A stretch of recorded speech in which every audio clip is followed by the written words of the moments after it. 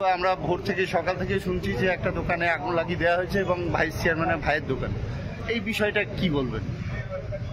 Actually আমাদের খবরটা যেটা আমরা পেয়েছিলাম ইনিশিয়াল, সেটা হচ্ছে একটা দোকান জ্বলছে, কাছেই পুলিশ টিম ছিল। এবার আমাদের গিয়ে ভেরিফাই যেটা করেছে, দেখা যাচ্ছে যে দোকানের ভিতর থেকে ধোয়া বেরোচ্ছে, শাটার ডাউন ছিল, বাইরে থেকে কোনো অ্যাক্সেস ছিল না দোকানে।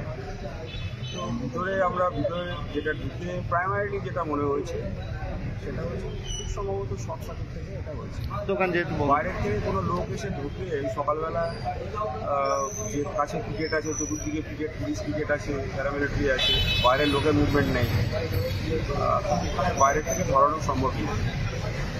ওটা অ্যাপারেন্টলি প্রায় মনে হয়েছে শর্ট সার্কিট থেকে। স্যার ওভারঅল পরিস্থিতি আর যারা বাইরে চলে গিয়েছিল তাদেরকে ফিরিয়ে আনার কোনো ব্যাপার? আজকে যখন 6 জন অলরেডি ফিরছে, এতক্ষণে মোস্ট লাইকলি ফিরে গেছে। আমি এখন একটু আগে শুনলাম ওরা ফিরছে, রাস্তাতে ছিল। আর একটা বড় টিম আজকে কতজন আসবে এক্স্যাক্টলি আমার কাছে ফিগার এখনো ফাইনালাইজ হয়নি। ওপর থেকে আসলে ফিরছে অনেকে। টিম কাজ করছে? হ্যাঁ, টিম কাজ করছে, যোগাযোগ করছে। মোস্ট লাইকলি আজকে অনেকটা বড় অংশ ঢুকে যাবে। পরিস্থিতি অনেকটা স্বাভাবিক হয়েছে, সেটা ওরাও ফিল করছে। ফিল করে ফেরার আমাদের সঙ্গে যোগাযোগ করেছে, ফিরে আসবো।